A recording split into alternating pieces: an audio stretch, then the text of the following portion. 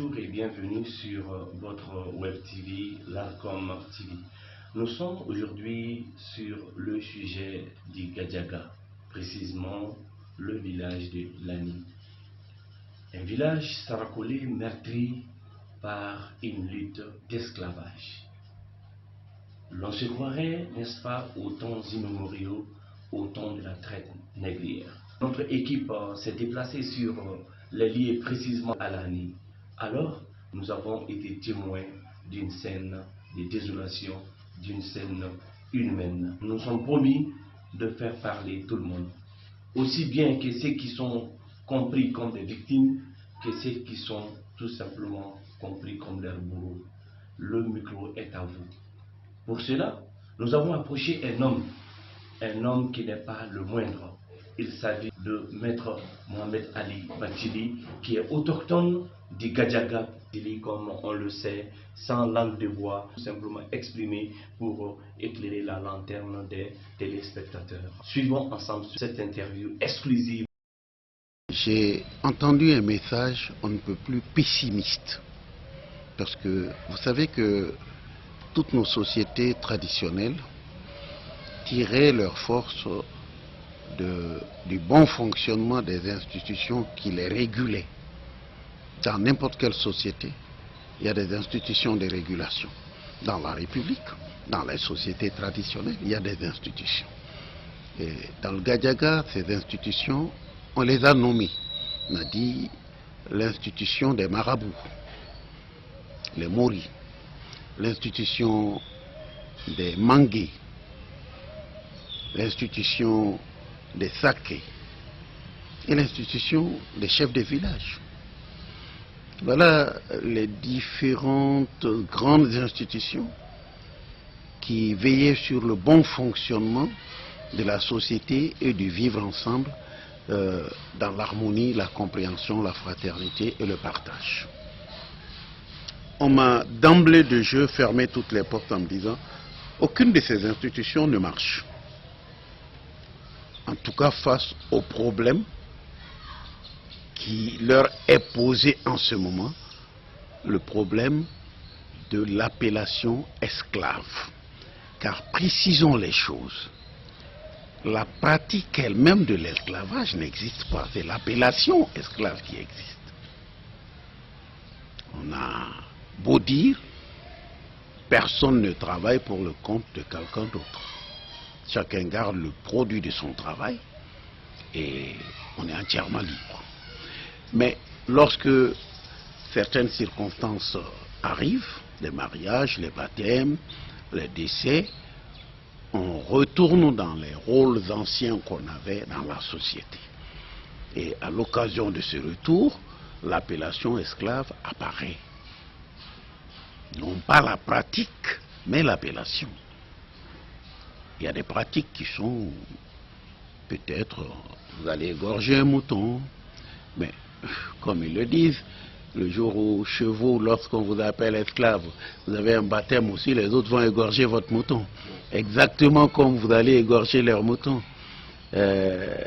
Donc, les tâches se répartissent de façon égale en réalité. Mais il n'y a pas d'exploitation liée à cette appellation d'esclavage, d'esclave. Il n'y en a pas. Pas d'exploitation économique, physique de la force de travail. Donc ça n'existe pas. Il y a aussi quelques limites qu'il faut reconnaître. On va vous refuser de vous donner en mariage la fille d'un voisin, même si les deux jeunes s'aiment. Le père de la fille pourrait vous dire, je ne vous donne pas ma fille parce que on n'est pas de la même extraction sociale. On pourra vous dire que vous ne serez pas chef de village, vous ne serez pas imam. Il y a des choses comme ça. Surtout pour le mariage. Sinon, l'institution du chef de village, je ne sais pas, même tous ceux qui se disent nobles qui deviennent chefs de village, c'est souvent confié à des familles depuis le temps. Donc il faut être de cette famille, c'est tout, et ce n'est pas lié à un statut de noble ou d'esclave. L'imama aussi c'est pareil. On a des noms sur lesquels nous nous sommes portés pour dire que les imams viennent de là. C'est pas, les autres sont pas, peuvent être des érudits en arabe. Ils peuvent avoir des doctorats en arabe, mais c'est pas ça la question. La question est que l'imam va appartenir à telle famille ou à tel nom dans la société. Bon, ça c'est des pratiques qui sont liées à ça. Et à mon avis, ça relève tous d'une certaine forme d'organisation de la société qui avait lieu dans le temps et qui continue par moment à gérer la société actuelle. Par moment, je dis bien, mais pas toujours de façon heureuse. Quand j'ai été au Gadiaga, on m'a dit les imams n'ont pas pu régler le problème. Les mangués, qui sont des autorités de médiation traditionnelle, n'ont pas pu. Les sakés non plus, qui s'occupent un peu de l'histoire et j'allais dire, la généalogie des familles, ils n'ont pas pu. Les chefs de village, on ne les écoute plus. Alors j'ai posé la question, si aucune de ces institutions ne fonctionne, aucune, où est le Gadiaga? Est-ce qu'il reste un Gadiaga encore? Il reste un ancien territoire du Gadiaga. Mais aucune structure du Gadiaga réellement ne fonctionne. Ni les marabouts, ni les chefs de village, ni les sakés, ni les mangués. Parce qu'eux-mêmes disent, Mohamed Ali, nous avons échoué. On vous donne le Gadiaga, réglez-nous ce problème. Ah, moi je dis non. Si vous avez échoué tous, il n'y a plus de Gadiaga, donc vous ne m'avez pas donné de Gadiaga. C'est pas vrai. Alors j'ai dit, mon analyse me conduit à dire ceci. Les problèmes qui sont posés à l'heure actuelle sont des problèmes de notre époque. C'est des problèmes qui sont nés parce que l'époque a changé. S'il y a des gens qui se ressentent des frustrations, et c'est légitime, il faut les comprendre, parce qu'on les appelle esclaves, eh bien, ils ont le droit de le poser. Est-ce pour autant, si on le pose, qu'on doit se massacrer? Je dis non. Je dis posez les problèmes. Révisitez vos institutions. Reprenez vos responsabilités dans la société. Moi, je ne vis pas au Gadiaga. Je n'y ai jamais vécu. Mais vous avez vécu autour de ces institutions. Le problème est que ces institutions sont mortes, c'est pas par la question, sont mortes. C'est pas par la question de l'esclavage. C'est faux. C'est pas l'esclavage qui a empêché les marabouts de gérer le Gadiaga. C'est pas la question de l'esclavage qui a empêché les mangués de jouer les rôles de médiation. C'est pas l'esclavage qui a empêché les sakés de jouer leur rôle, ou les chefs de village.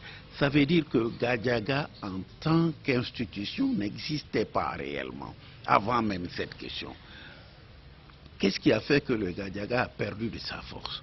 Ce sont ses propres enfants qui sont allés en France, qui vivent en France, qui sont des immigrés.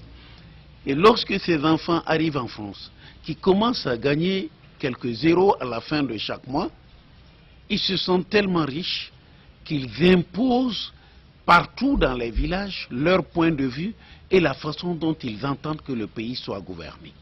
Si bien que les marabouts ne gouvernent plus, les mangués ne gouvernent plus, les sakés ne gouvernent plus, le chef de l'État n'est qu'une figuration. Même dans la famille, les chefs de famille, c'est de la figuration. Les vrais chefs de famille sont ceux qui sont en France et qui envoient de l'argent. C'est eux qui ont les moyens économiques et c'est eux qui dictent comment les choses doivent marcher dans le Gadiaga. Alors, si, dans n'importe quel pays du monde, si vous laissez tout, absolument tout à la disposition des jeunes, que les vieilles personnes, les personnes âgées s'écartent, n'arrivent plus à assumer leurs propres responsabilités, et que seul le discours jeune est écouté, entendu et appliqué, eh bien, il faut très peu de choses pour que les jeunes, en cas de désaccord, en viennent à la violence. Et c'est ce qui arrive au Gadiaga. Cette violence, elle est transportée de la France sur le territoire du Gadiaga. Les conflits commencent en France entre les jeunes là-bas, qui disent qu'ils sont des nobles, et d'autres jeunes qu'on veut traiter d'esclaves. Ce n'est pas nous ici, c'est eux là-bas. C'est les jeunes qui commencent. Ils transportent les problèmes au pays. Ils viennent pour créer les problèmes au pays. Ils cotisent de l'argent pour venir investir cet argent dans la création des problèmes, des difficultés pour vivre ensemble. Et on se retrouve devant les tribunaux et on se retrouve devant les avocats et on pense qu'on a de l'argent, qu'avec de l'argent on peut tout régler. Puisqu'ils savent que l'État du Mali est faible sur ce plan et que la corruption aidant, ce n'est pas la loi qui s'applique, c'est la loi de l'argent qui s'applique. Voilà, ce n'est pas la loi de la République, mais la loi de l'argent. C'est pourquoi Gadiaga est à feu et à sang. On dirait qu'aucune des institutions de la République du Mali qui se trouve dans la région de Caille ne peut régler ce problème. Laissez-moi dire en ce moment, est-ce qu'il y a un Mali là-bas? La question, je me le pose. Est-ce qu'il y a un Mali là-bas? À quoi sert le gouverneur? À quoi servent les préfets, les sous-préfets? À quoi ça sert tout ça? Des enfants qui viennent narguer le pays, la République, leur propre famille, leur société, parce qu'ils ont ramassé quelques zéros en Europe, ils débarquent au Mali, ils font ce qu'ils veulent. Voilà ce qui est en train de se passer. Ils sont en train de brûler le Gadiaga, juste pour une question d'ego. Je veux exister et démontrer que je suis le plus fort. Sinon, si c'est des questions de vivre ensemble, nos arrière-grands-pères ont vécu ensemble. Nos aïeux ont vécu ensemble. Tout a un commencement et une fin. Tout a un commencement et une fin. Souvent, je leur pose la question. Mais vous qui allez en France, là, vous avez été traité d'esclaves aussi à un moment dans votre vie. On est venu acheter des esclaves ici, on les a envoyés en Amérique. Vous serez restés... Vous êtes donc des esclaves éternellement. Vous avez été colonisés, donc vous êtes décolonisés éternellement. Tout cela a commencé, ça a pris fin. Pourquoi ça ne prendrait pas fin chez nous?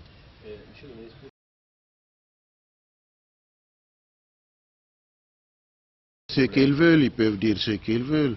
Je ne peux pas parler avec leurs mots ni leurs pensées. Je parle avec mes mots et mes pensées. Je suis en train de vous parler. Vous ne me dictez aucun mot ni aucune pensée. Vous pouvez prendre ma pensée après, aller lui coller le sens que vous voulez. Ça, c'est autre chose. Ça, c'est de la mauvaise foi. Qu'est-ce que j'ai dit? J'ai dit, toute cette histoire, finalement, je m'apprêtais à dire qu'elle était inutile. Mais je dis, mais non, une fois qu'elle a été faite, une fois qu'elle a lieu, on doit en tirer les conséquences. On dira que ceux qui ont tort, ceux qui ont raison, raison. Mais le but de toute histoire, c'est finalement d'éviter des histoires. En fait, c'est ce que ça veut dire. Vous vous êtes battu, vous êtes blessé, vous êtes devant les tribunaux. Arrêtez maintenant et que cela vous serve de leçon. Mais pas pour faire de nouvelles histoires, pour arrêter les histoires. Au moment où vous avez fait les histoires, ce n'est pas important de savoir qui a raison, qui a tort. Mais après, arrêtez-vous, comprenez-vous, tirez les leçons de toutes ces histoires et sachez que nous sommes condamnés à vivre ensemble. C'est tout ce que ça veut dire. Mais vous savez, il y a un proverbe qui dit que, c'est un proverbe chinois, que si vous montrez la lune à un imbécile, vous le pointez avec votre doigt, après vous demandez à l'imbécile, est-ce que vous l'avez vu? Il va dire oui. Vous lui demandez, qu'est-ce que vous avez vu? Il va dire votre doigt. Ce n'est pas la lune qu'il a vu, c'est votre doigt. Alors, donc si vraiment je pèse mes propos, il y a des imbéciles qui interprètent ça comme ça, eh bien, ils peuvent mourir imbéciles, mais ce n'est pas ce que moi j'ai voulu dire. Okay. Voilà. Le message est vraiment bien...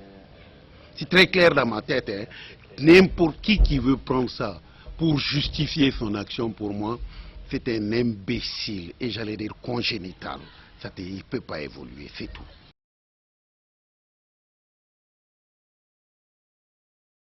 Ça, monsieur Sissoko.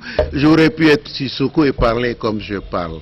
Je suis né Bathily, je n'ai pas demandé à l'être et je ne suis pas dans un conflit de Bathily. Il y a des Bathily qui se battent, ils ont leurs raisons de se battre que je ne partage pas. Ok? Mais ce n'est pas une histoire de Bathily. C'est une histoire tout simplement de rapport de force économique entre des jeunes qui veulent montrer qui est le plus fort. Ce n'est pas une histoire de Gadiaga. Si on aime Gadiaga, on ne se bat pas comme ça. Si on aime Gadiaga, on ne se blesse pas comme ça. Si on aime Gadiaga, on ne va pas s'humilier comme on s'humilie. Cette question de l'esclavage, M. Sissoko, dites-moi, quelle est la partie du Mali où l'appellation esclave n'existe pas? Quelle est la culture du Mali où l'appellation esclave n'existe pas? Dites, il n'y en a pas. Vous avez déjà entendu que les autres en ont fait une histoire comme celle-là? Vous avez entendu qu'ailleurs au Mali, on est en train de s'humilier comme on s'humilie au Gadiaga? On ne peut même pas parler au Gadiaga. On se parle à travers les réseaux sociaux. Les personnes âgées n'ont plus la parole au Gadiaga. La parole du Gadiaga se trouve sur les réseaux sociaux. Donc ce n'est pas une question de Batili. C'est des gens qui n'ont rien compris à leur propre histoire. C'est tout. Je ne dirais pas que c'est eux qui sont venus me voir. Mais un groupe de jeunes est venu me voir. C'était pourquoi? La première histoire où on a arrêté le chef de village, c'était dans mon village. C'est le village de mon père. Le chef de village qu'on a arrêté, c'est mon cousin. Donc, ils sont venus me voir, venant de France, pour que je les accompagne à Gadiaga. Je vais même dire quel est le sens que j'ai compris dans cette visite-là. Il y avait beaucoup de visées là-dedans. Des non-dits. Il y en a qui partaient faire leur campagne pour être députés. C'était bon d'amener Mohamed Ali Batili et de faire croire au Gadiaga, tu vois, si nous on va le chercher, il vient. Il y en a qui se sont dit, si on arrive à l'amener, on va dire qu'il est de notre côté forcément. On va le ranger dans notre camp. J'ai dit non, je ne vais pas. J'ai refusé de les suivre. J'ai refusé. Je l'ai dit à Gadiaga. Quand on m'a invité là-bas, j'ai dit non, j'y vais pas. Mais les jeunes qui sont venus me voir, c'est des gens qui ont collecté de l'argent en France pour venir mettre le feu au Gadiaga. Ils n'ont pas pris de l'argent pour développer le Gadiaga, pour aider les pauvres du Gadiaga, pour aider à résoudre quelques problèmes au Gadiaga. Ils ont pris de l'argent pour venir se battre.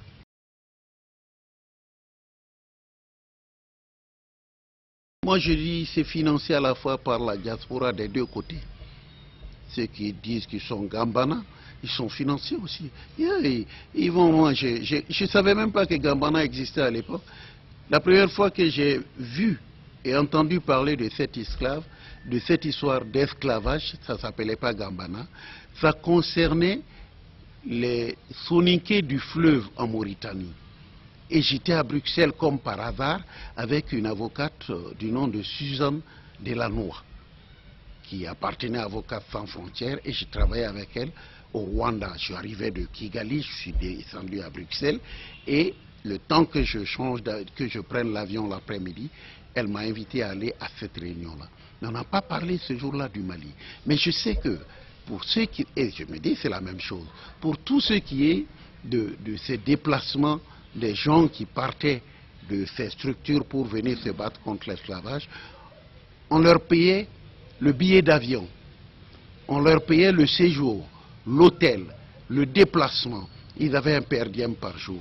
Au bas mot, c'est des gens qui prenaient 350 à 400 euros par jour. Mais imaginez, vous venez pour 15 jours de repos, de vacances, vous prenez 350 à 400 euros par jour. Ça vous fait un pactole là. Et vous pensez que ceux-là qui viennent, qui peuvent avoir accès à ces pactoles, vont renoncer à faire ça? Et lorsqu'ils viennent, les histoires qu'on fait, tout est filmé, tout est envoyé. C'est ce qui justifie aussi qu'on leur donne de l'argent. Donc parfois, on a des réactions. Moi je dis, on a des réactions. Et il faut le dire clairement, sans embâche, c'est pas être contre Gambana, il y en a qui provoquent.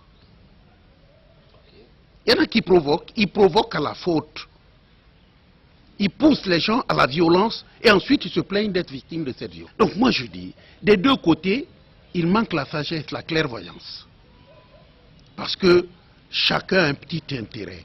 Ceux-là aussi qui viennent, ils mobilisent l'argent, ceux qui viennent contre Gambana, ils mobilisent l'argent de toute la communauté. Donc une poignée de 5-10 personnes, ils vont débarquer ici avec 30 000 euros, avec 40 000 euros, C'est un pactole aussi. Cet argent, il va où? Il est dépensé à quoi faire? On va dire c'est pour acheter les autorités maliennes. Bon Dieu, quelle presse pour les autorités maliennes? Ça veut dire qu'on achète les juges, qu'on achète les commandants de brigade, qu'on achète n'importe qui. Voilà la mentalité que tout le monde a par rapport à l'État lui-même. L'État n'existe que pour être acheté. Donc il faut venir avec de l'argent. Donc Gadiaga, ces institutions traditionnelles ne marchent pas. L'état actuel du Mali, les institutions ne marchent pas.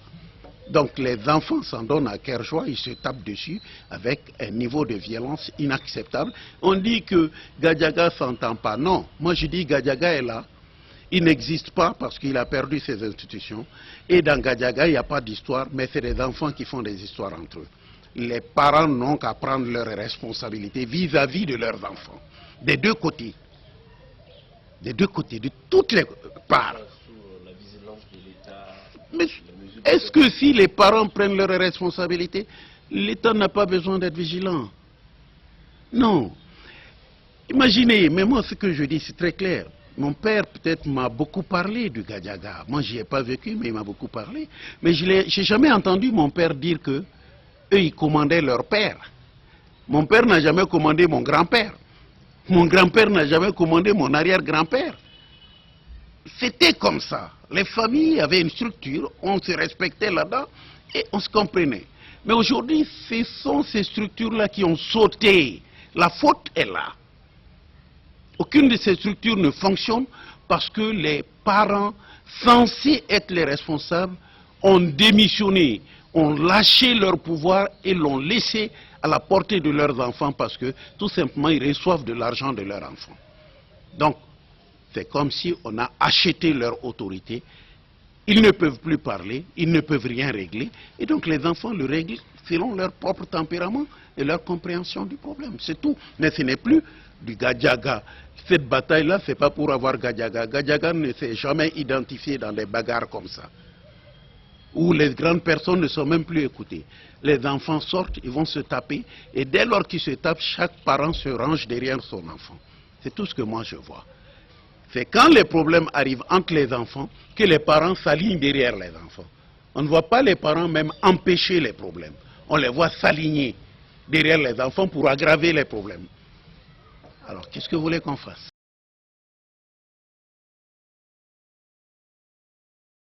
Moi, quand j'ai été au Gadiaga, ils m'ont dit on vous donne le Gadiaga. J'ai dit bon d'accord, moi je vous renvoie au Gadiaga. Commencez, vous, chef de village. Même si vous n'êtes pas encore écouté, retrouvez-vous. Je veux savoir que vous vous êtes retrouvés pour vous parler. Les marabouts, pareil. Les sakés, pareil. Les mangués, pareil. Ce n'est que comme ça qu'on va reprendre possession du territoire du Gadiaga. Les jeunes ne vivent pas au Gadiaga, ils vivent en France. Toutes ces histoires se passent dans les foyers entre eux là-bas. Hein. Mais quand ils prennent Air France, ils viennent avec les problèmes. Et ils viennent les poser au Gadiaga. Ils n'ont pas de parents pour les empêcher de le faire. Donc, ils créent les problèmes. Alors, j'ai dit aux parents maintenant, reprenez votre autorité, reprenez vos pouvoirs et faites en sorte qu'ensemble, on puisse se donner la main, qu'on parle à nos enfants. Après tout, ce sont nos enfants, ce n'est pas les enfants d'autrui. Ils ont beau se laisser aller. À un moment, s'ils nous voient en train de ne pas les accompagner, de ne pas les écouter dans leur façon de faire, ils vont faire attention à nous. Je le souhaite au moins. Donc je pense que le problème, le vrai problème, est dans la capacité des adultes, des chefs de famille, des chefs de village, des autorités religieuses et des autorités traditionnelles que sont les sakés, les mangués. Tout cela, c'est dans leur capacité à démontrer qu'ils méritent du Gadiaga. Que eux qui parlent du Gadiaga, ils n'ont pas oublié ce que c'est que le Gadiaga et qui vont assumer leurs responsabilités selon ce que le Gadiaga leur permettait de faire. C'est-à-dire faire renouer le dialogue. On a besoin du dialogue, on n'a pas besoin des histoires. On a besoin des esprits, on n'a pas besoin des muscles et des couteaux. On a besoin des oreilles pour s'entendre. C'est tout, on n'a pas besoin du reste. Donc moi je pense, cette histoire de Gambana, esclavage, vous-même vous voyez, vous m'avez répondu honnêtement. Moi je ne connais quel que soit, il y a 1 240 000 km² au Mali. Je ne connais pas un seul endroit au Mali où on ne parle pas de ça. Quelle que soit l'ethnie, la coutume, on parlera d'esclaves. On en parle. Mais est-ce que les autres se tapent dessus? Est-ce que pour autant les autres ne veulent pas que ça s'arrête? Moi j'ai commencé par Temet. Temet, c'est les gens du Nord. Mais personne n'a entendu qu'ils ont versé du sang ou qu'ils se sont tués. Non. Mais ils ont réglé plus de problèmes que Gambana ne le fait. Ils ne sont pas allés avec la force, ils ne sont pas allés avec la violence. Ils ont cherché le dialogue. Quelles que soient les réactions en face d'eux, ils ont dit non, nous voulons dialoguer. Et à force de dialogue, ils ont fait des changements notables. C'est une manière pour vous d'inviter Gambana au dialogue? J'ai dit Gambana doit dialoguer et non aussi pousser à la roue. Moi je m'excuse. Dans Gambana, peut-être qu'il y a quelques personnes qui réfléchissent, mais les jeunes qui traduisent les positions de Gambana donnent souvent dans la provocation inacceptable. Il faut qu'on le leur dise clairement. On ne peut pas soigner le mal sans vraiment stériliser la plaie. S'il y a un problème, qu'on les traite. On cesse de provoquer Gambana et que Gambana cesse aussi de provoquer. Moi j'ai vu des images, franchement, de gens de Gambana battus, humiliés, blessés. Mais j'ai vu aussi des images d'autres personnes battues, blessées, avec du sang. Ils n'ont pas le monopole d'être des victimes. On a des victimes de l'autre côté. On a des responsables de l'autre côté, on a des responsables du côté des Gambana. Moi, si vous me dites l'État, si c'est moi l'État, on m'a parlé du problème de l'ANI et on m'a téléphoné du Gadiaga. J'ai dit, vous savez, si j'étais le ministre de la Justice, j'aurais ordonné que tous ces jeunes aillent en prison. Des deux côtés, il n'y a pas de liberté provisoire. Ils ne mettront pas le pays à feu et à sang pour quelques milliers d'euros qu'ils ont en poche. Je leur démontrerai que l'État existe au Mali. Les parents ne les sortiraient pas, les avocats ne les sortiraient pas. Le niveau de violence requiert que l'État affirme et confirme sa présence. Et moi, je les aurais tous mis en prison, y compris les parents qui sont là derrière pour les soutenir. Je te jure que je l'aurais fait. Qu'est-ce qu'on m'a dit? On m'a dit, mais il faut que l'État soit juste. Parce que, là aussi, ils disent, on a été arrêté 22 Bachili à l'ANI. Comme si c'est les 22 Bachili qui sont sortis pour créer des troubles. Et quelqu'un m'a dit, voilà, un Bachili, voici mon neveu, il est mort hier matin, des suites de ses blessures à l'hôpital Le Caille. Qui l'a blessé alors? Cette personne se balade, on ne l'arrête pas. Où est la question? Donc moi je dois supporter qu'on tue dans ma famille, et si ma famille réagit, je vais en prison. Voilà la question qu'on se pose. C'est autant de questions qu'il faut traiter avec respect, avec prudence, mais avec honnêteté. Ce type-là n'est pas mort gratuitement. Quelqu'un l'a tué. Il est où? Il est de quel côté? La question se pose.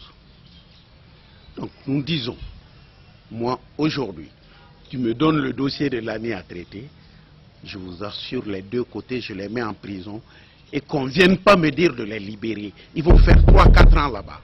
S'ils le font sans retourner en France occuper leur poste, je te jure que la question va s'arrêter.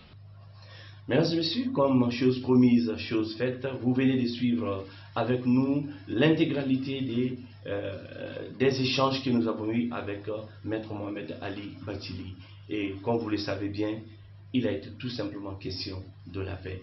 Donnons-nous la main, rien ne vaut que la paix. La paix dans le sud du Mali, la paix dans le nord du Mali, la paix au centre du Mali. Vivement une nouvelle édition sur votre chaîne de télévision L'Arcom TV. Surtout, n'oubliez pas de vous abonner, n'oubliez pas de faire tout simplement de cliquer sur un j'aime sur votre chaîne. Merci beaucoup et à la prochaine.